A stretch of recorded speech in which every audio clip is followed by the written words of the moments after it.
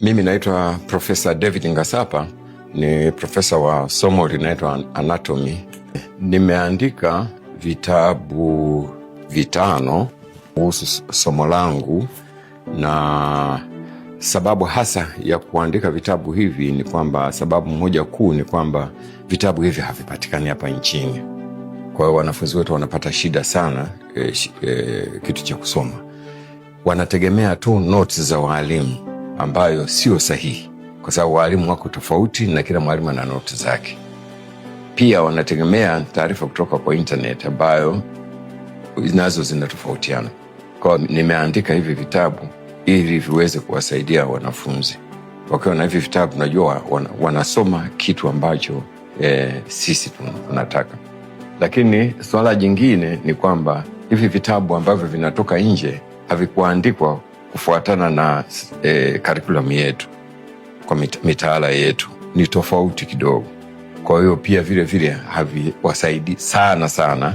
Ni sababu nyingine ni kwamba hivi vitabu ni vya lugha ya Kiingereza ambayo ni ngumu, na hapa nimejaribu kuandika vitabu kutumia lugha ambayo ni nyepesi.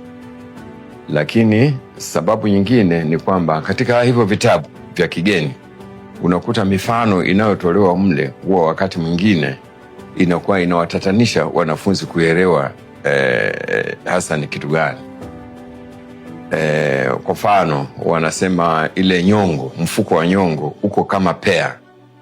Sasa kwa watoto wetu, vijana wetu wengine walio wengi hawajawahi kuona hata hiyo pea, alafu naambiwa viko kama pea. Kwa hiyo nimejaribu kutumia lugha ambayo itaeleweka kwa wanafunzi, na pia vile vile kwa sababu vimechapishwa hapa, bei yake itakuwa ni ndogo ya kuwawezesha wanafunzi kuvitumia. Lakini sababu nyingine ni kwamba wanafunzi, kwa sababu hawana vitabu, hawana ule uzoefu wa kusoma vitabu, kwa sababu vitabu haviko. Na pili, wakishamaliza shule wanakuwa hawana vitabu vya rejea wakiwa katika utendaji wao wa kazi. Mimi mpaka hapa leo nilikuwa mwaka wa kwanza, mwaka 1974, nina vitabu ambavyo nilimaliza navyo shule na ninavitumia hata wakati naandika hivi vitabu, nimevitumia kama vitabu vya rejea. Tayari hivi vitabu vimeshaanza kutumika kwa wanafunzi wetu, wale wa undergraduate pia na wale wa postgraduate. Pia vile vile tumeshapata maombi kutoka Zimbabwe, Zambia na chuo kimoja cha kule India, na tunatumaini vyuo vingine hapa Tanzania na Afrika Mashariki vitanufaika kwa kuagiza na kutumia hivi vitabu. Napenda kuwakaribisha wenyeji wa hapa MUHAS na wageni ambao wanatoka nje ya MUHAS katika siku ya kilele cha wiki ya ubunifu tarehe 27. Siku hiyo ndio itakuwa siku ya uzinduzi.